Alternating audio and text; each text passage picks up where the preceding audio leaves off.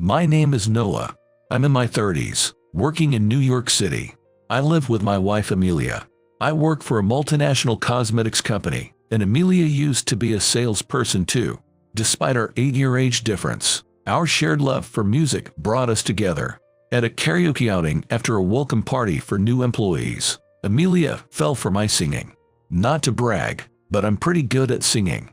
Having won a local talent show as a kid, Amelia, who also has a great voice, mentioned she loved singing. She told me that she played in a girls' band in her high school days, and she was chosen as a vocalist among the extracurricular pop music club, so she is quite capable. Moreover, she claimed that she knew how to play the guitar as well. I thought she was very skillful. Seeing bands where the lead plays guitar and sings has always impressed me. Considering how clumsy I am, it seemed incredibly hard to do both, so I've always had a lot of respect for that. Even after marrying Amelia, we often went to karaoke to blow off steam. Singing has a way of clearing your head and helping you forget the troubles. I've been getting nothing but snide remarks from the HR director, and it's been a great way to vent. I'm in sales, so why does the HR director dislike me? There's a reason for that. Apparently, the director had his sights set on Amelia and couldn't stand the fact that she married me. He's been having trouble with his wife for a while and has been plotting to divorce and remarry. But since Amelia chose me, he's been holding a grudge. First of all, a man who even considers another woman while still married is beneath contempt. I'm glad I didn't lose to such a man. You think you can just take Amelia from me? She was supposed to marry me. Why the hell did she choose you? Well, that's because Amelia chose me. What's with that tone? As if you're someone special to be chosen. I deserve to be chosen too. You must have lured her in with money or designer brands. There's no way she would have chosen you otherwise. That's not true at all. Amelia isn't even into designer brands that much. Even the bag she carries was a cheap one she picked up somewhere. Yeah, right. Women usually love designer brands. You don't understand women at all. Eventually, Amelia will get tired of you and dump you. That would serve you right. Is that so? Well, you're entitled to your opinion. It starts to feel silly to even engage seriously. Talking to the director feels like it could add a day's worth of fatigue. So I decided to cut the conversation short. The director ended up divorcing his wife, but I heard it was more like she left him. Apparently, he started frequenting adult entertainment establishments and squandered a lot of money there. At the office, such behavior became the subject of gossip, and I found it utterly distasteful.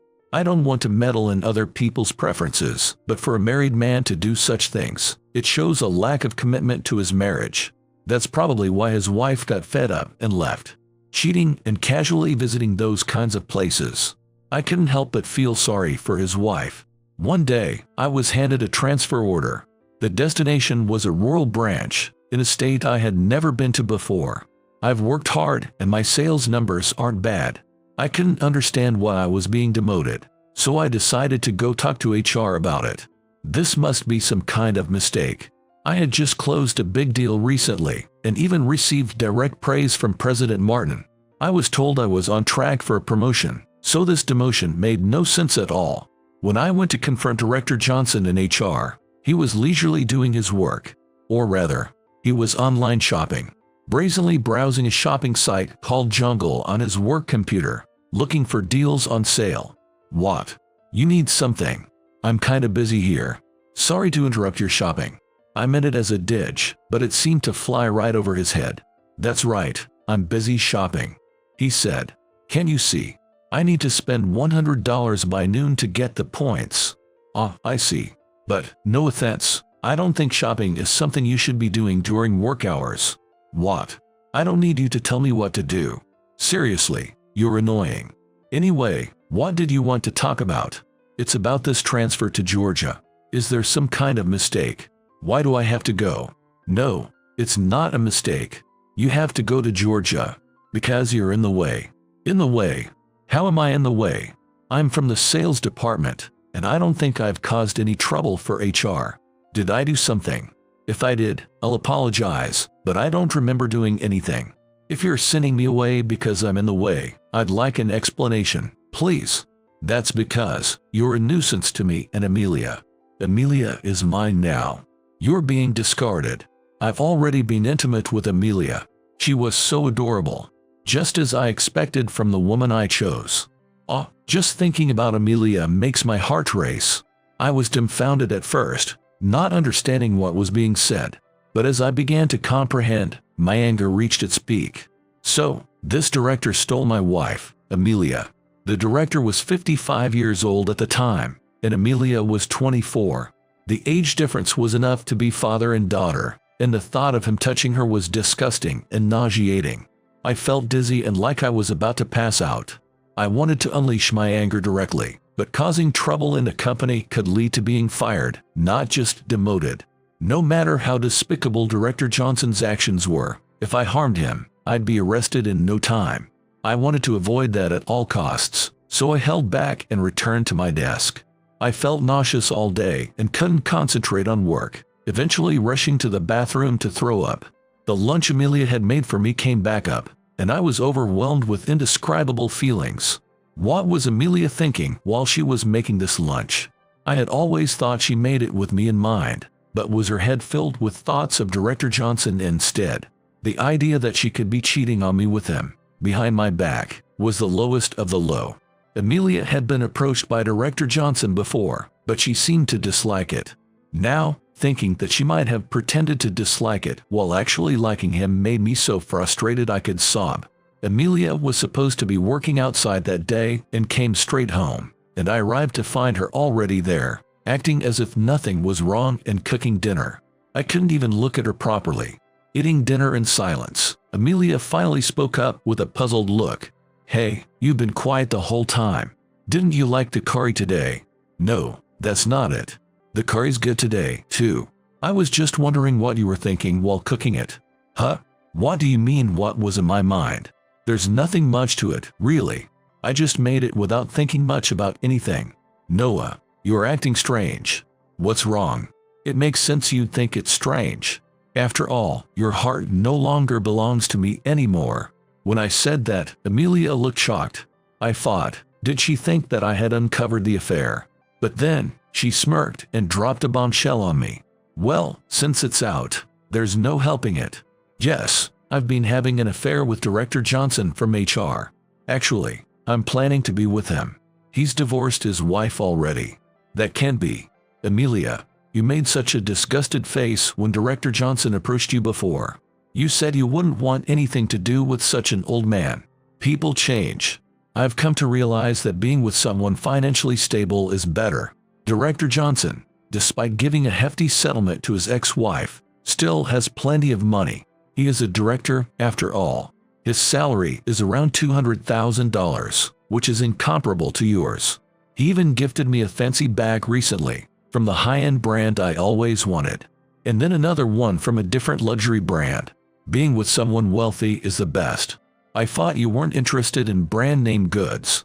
You used to say you didn't want anything from those brand stores we passed by. Was that a lie?" "Yes, that was a lie. All women love brand-name goods. Of course, as a salesperson for a multinational, I could buy them on my own, but it's nice to be gifted by a man." "Noah, even though you work for a multinational, you're stingy, and the wallet you gave me wasn't even branded. I wasn't happy with it at all. I've already thrown it away since I got a branded one now. That's enough. Thanks for the meal." Realizing I had been cheated, I felt so sad and frustrated that I couldn't help myself. Unable to contain my emotions, I retreated to my room and hit my pillow. Still not feeling any better, I tore up some useless papers into pieces and scattered them around. I knew I would have to clean it up later, but I needed to do something to calm down. Still irritated, I went outside in my sandals. It was summer, but cool at night. A tear rolled down my cheek, but I decided not to care. Later, before moving to my new assignment, I divorced Amelia. Since her affair was the reason, I planned to get alimony from her and Director Johnson, who said he would cover Amelia's part. Amelia probably didn't want to spend her own money. She called me stingy, but I couldn't help thinking she was the stingy one. Moving to the countryside was a change, and I was bewildered by everything new. Unlike New York, there were local customs and annoying rules. At first, everyone was distant towards me, an outsider, but gradually they started being kinder. 3 years passed, and I was called back to the headquarters. I was thrilled to be going back to headquarters. Though I have grown fond of the countryside, my home was still in New York City, where I had lived for many years. The day I returned to headquarters, I saw my ex-wife Amelia and Director Johnson arm in arm. I wondered why they were still so close even at headquarters. "Oh, if it isn't low-income Noah. Why did you come back?" "I'm back because I was reassigned. They said it was okay for me to return here." "Oh, really? Surprising someone like you could come back." "Well, yeah." "Amelia, don't be too harsh, or you'll make him cry." "Right, honey." "Honey." "Yes, Amelia is now my wife. We get married after that. We're living a happy life together now. I'm thrilled to have a young wife like Amelia. Thanks for letting me have her." "You remarried Amelia, then? Are you really okay with that, Amelia?" "Of course, I'm okay with it. After all, I got to marry a wealthy director. He's the best husband ever. He buys me anything I want, and we even went to Italy and France on our last vacation. For New Year's, we stayed at a luxury hotel and enjoyed the finest spa and aesthetic treatments. All thanks to Robert, who makes $200,000 a year." Amelia referred to Director Johnson by his first name, Robert, indicating they were quite close. It seemed like she was living a lavish lifestyle and wanted to brag about it to me. Director Johnson has 2 college-age children living with his ex-wife. It's a bit weird that Amelia is not much older than his children. While we were talking, a blonde beauty ran up to us, panting. "I've been looking for you, Mr. President. This way, please." "Oh, sorry, we were just chatting." "Sir, please." "Huh? President? Is she crazy?" "No, it can't be the president. Come on, don't make me laugh." "Hey, Amelia, watch your mouth." "What's the matter, Robert? Why are you panicking?" "It's not because this woman is prettier than me, right? Sure, she has blonde hair, blue eyes, and a slim figure, almost like a doll. No, she's the president's daughter." "What? The president's daughter? Wasn't she supposed to be in France all this time?" "Actually, she came back to pursue her career here." "Nice to meet you. I'm Charlotte, the daughter of President Martin of Max Beauty Company. I was born and have grown up in Paris until I was 16, but I graduated college in the States." "What's with this high-spec woman?" "Charlotte is President Martin's daughter, born and raised in Paris. So she speaks French like a native. Her mother is French, so she spoke French at home as much as possible, and since she went to college in the States, she naturally speaks English fluently. To add, President Martin of our Max Beauty Company was also raised in France, so he speaks French fluently." Charlotte took my hand and linked arms with me. Seeing Director Johnson looking a bit jealous, Amelia got angry. "What? Robert, don't tell me you're having dirty thoughts about Charlotte while I'm around." "No, that's not it. Amelia is the number one for me." "Well, never mind. But tell me, how come Noah is the president? What's going on?" "You'll find out in the meeting. We need to hurry. It's about to start. The president and the other executives are already waiting. We better rush then. Can't keep the president and everyone waiting." "But it's strange, there wasn't supposed to be a meeting today. It wasn't mentioned on the information sharing board either. It was decided all of a sudden. So, it's natural no one knew. We usually use an online information sharing board and chat. It lets us see what everyone is up to online. With more employees working from home lately, we've started using these online services. Especially for employees with children, unforeseen leaves might be necessary. Therefore, the president made the environment more conducive to remote work by introducing these tools. We hurried to the meeting room. The board members were all there, with President Martin sitting at the president's seat. "Sorry for the sudden call. The board members wanted to hear in detail about the sales in Georgia. It's grown so much, they wanted to know what methods you used. The French headquarters might find your insights useful." "Oh, is that so? I haven't prepared any materials, though. Is that all right? It's fine that you didn't bring any documents. We just want to hear everything that's in your head." "Understood. Then, I'll begin my explanation." I clearly explained to everyone the methods of sales activities we conducted in Georgia along with the sales trends. The executives were taking notes and listened intently. President Martin occasionally looked stern, but in the end, he nodded in approval and even smiled. It's impressive how you succeeded in Georgia with that approach. Maybe we should start adopting that method too. I'm honored to receive your praise. Come on, Noah. You don't have to be so formal. You can even call me James if you want. Well, that's... What? James. What's going on here? President Martin is Noah's father-in-law. I'm confused. Director Johnson and Amelia were staring at the president with wide eyes. President Martin, chuckling merrily, said to Director Johnson and Amelia, "Huh?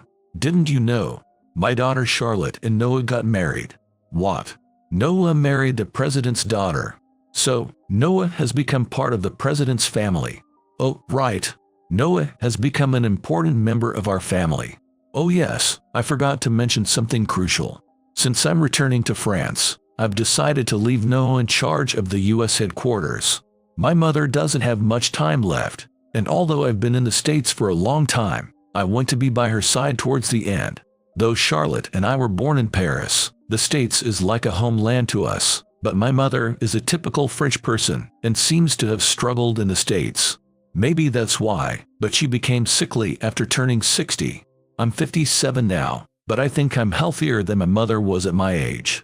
Perhaps my mother should have lived in France after all. Well, that's why I'm entrusting everything to Noah. Can't believe it. This dude became the new president. Director Johnson was frozen in place.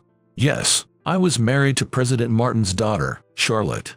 While at the Royal Branch, I had been on several business trips to France. Charlotte was taking care of her grandmother in France, that is, President Martin's mother, while working diligently. I had also been a young caregiver for my mother. She passed away relatively young, and I believed that caring for a family member was one of the hardest things. So I listened empathetically to Charlotte's story. Then, Charlotte came to see me as someone she could rely on, and she began to share everything with me. We became closer as we shared our troubles with each other. Of course, I didn't want to keep secrets from Charlotte. So I told her about how my ex-wife Amelia was taken by Director Johnson and we got divorced. Charlotte got angry as if it were her own issue and then shared the pain with me. It made me happy to know there was a woman who would shed tears for me. After Amelia left me and was demoted, I had been all alone, unable to trust anyone, and had closed off my heart. I had thought there was no point in believing in people anymore and had been going solo at work. Charlotte told me I should rely on others more and work together. Apparently, I looked exhausted and pale, likely on the verge of getting sick due to my distressed state. Taking Charlotte's advice, I decided to rely more on my colleagues at the California branch. Instead of just pushing my own methods, I listened to everyone's opinions and quickly incorporated the good points. This allowed us to sell Max Beauty Company's products even to men who usually don't wear makeup. Recently, there has been an increase in men who are called beauty conscious, using primer and foundation. I had assumed that only young, beauty-sensitive people or those who admire K-pop stars would do such things. However, after conducting thorough research, I found that there were surprisingly many men interested in skincare and beauty products, so I decided to push our products more towards men. I could say that men's beauty products are not indispensable to everyday life. Unlike essential items such as clothing, food, or shelter, they can be considered a luxury in some sense. But applying makeup can also nourish the soul. Our survey shows that many women said that even on days when they lacked motivation, putting on makeup boosted it. Applying their favorite eyeshadow or doing their nails could brighten their mood even when they were feeling down. I also asked men about the change in their mood before and after applying makeup. Then they answered, "Just applying the primer made me feel brighter." Men don't usually wear heavy makeup, so I've been promoting products like primer, lightweight foundation, and moisturizing lip balm to them. Too much color can make it obvious that you're wearing makeup, creating an unnatural and artificial look. Once, when I hosted a men's makeup workshop in Georgia, it was unexpectedly crowded, and we had to distribute numbered tags. The cosmetics we sold there were sold out in no time. Also, when we placed men's cosmetics in rig stores, they sold out quickly, and we had to produce more. This was all possible because of the teamwork with my colleagues and following Charlotte's advice. When I had the chance to see Charlotte again, I thanked her, and she said it was all thanks to me. Gradually, I found myself drawn to Charlotte and asked her to date me. Charlotte had also developed a crush on me, and from that day, we started dating with marriage in mind. Half a year later, we get married a bit hastily, but we made it to the finish line. Of course, I had President Martin's blessing. My father-in-law, President Martin, said, "I'm happy to have a kind and excellent person like Noah as my son-in-law." President Martin was about to go back to France, planning to leave the U.S. headquarters in my hands, which made me nervous. However, Charlotte assured me that I could fulfill my duties as president, encouraging me to lead everyone confidently. I can't believe this. I married Director Johnson because he had money, and now Noah becomes the president. I should have just stayed married to Noah. What? Are you saying you married me just for my money? Obviously. Who would willingly be with an old guy like you? The only good thing about you was your money. Even my parents said not to remarry because you were too old. I should never have married such an old man. Noah, let's get back together. I've realized you are the best husband for me. I'll be more devoted to you, so please, let's remarry. No, I think I'll pass. Besides, didn't I tell you I've remarried Charlotte? Weren't you listening? It's clear now that Amelia was only interested in money. Well, at least I know that now. That's terrible. How could you? Do you think I deserve to be with an old man like him? Yes. I think you're a perfect match. I cheerfully said that. Amelia and Director Johnson are well suited for each other, making a perfect couple. Both have terrible personalities, comfortably committing the lowest of actions. People like them should spend their lives together.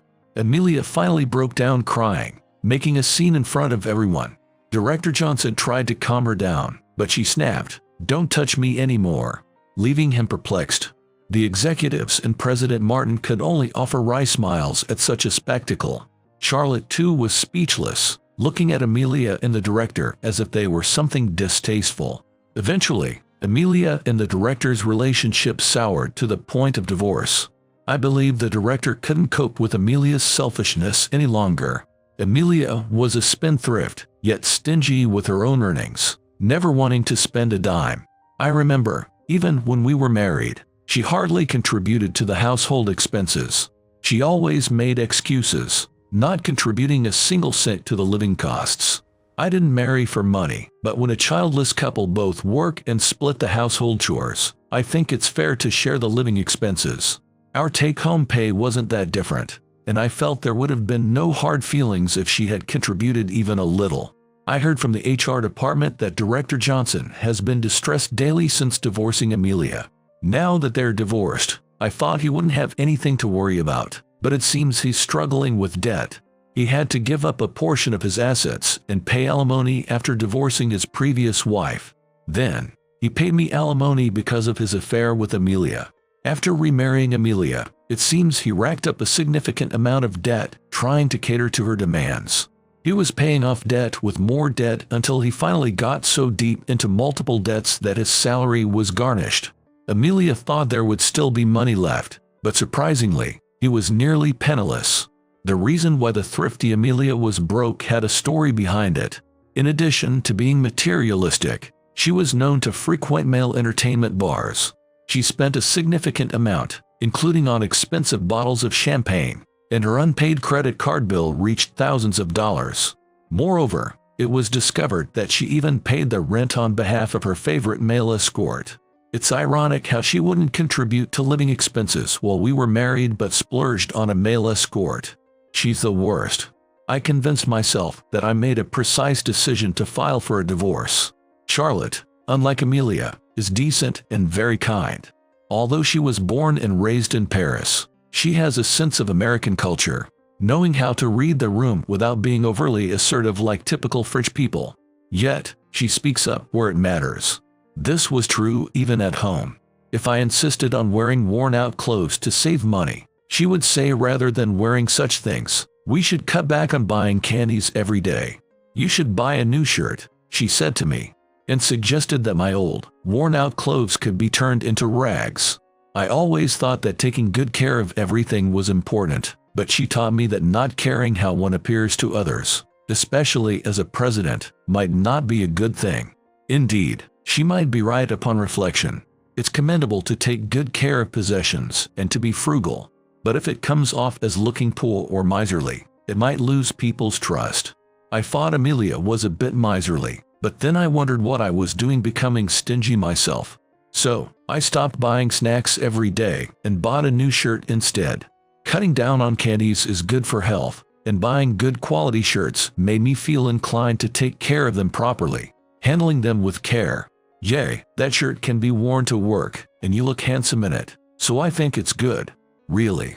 Thanks. It's funny, I used to waste money, and now I was being unnecessarily frugal. I hate being stingy. It's something you don't realize on your own, how much you're spending on what. You are buying $6 worth of candies every day, but if you do that for 30 days, that's $180. That's almost $200, right? With $200, you could buy a pretty decent outfit, not super high-end, but still nice. We have to be mindful of our budget like that. Besides, if a president is seen wearing tattered shirts, it could start rumors that the company's finances are in trouble, right? It really does matter how others see us, especially since I hold a certain position, and I don't want to embarrass my James back in France. Well, you don't have to pay too much attention to my dad, but personal appearance is definitely important. Our company is in the cosmetics business, after all, so paying a bit extra attention to how we look might be good, right? Tighten up where we need to and spend money on what's important. It's the essence of saving. For the daughter of a president, you're incredibly practical. It's not about spending money on everything. Oh, you know, business owners are good at saving. We do tax planning, after all. So, at home, I'm always thinking about where to allocate resources. I've been educated about money from a young age, so I like to think I know how to handle it. What a reliable wife she is. I realized I still have a lot to learn as a president. Spending money on unnecessary things and not investing in what's important. That's far from being a president who is respected. In business, deciding carefully where to cut back and where to focus is crucial. We boldly discontinued the underperforming departments and focused on men's cosmetics, which turned profitable. Moving forward, I'll aim to become a better president with Charlotte's guidance. Of course, I plan to grow as a husband too.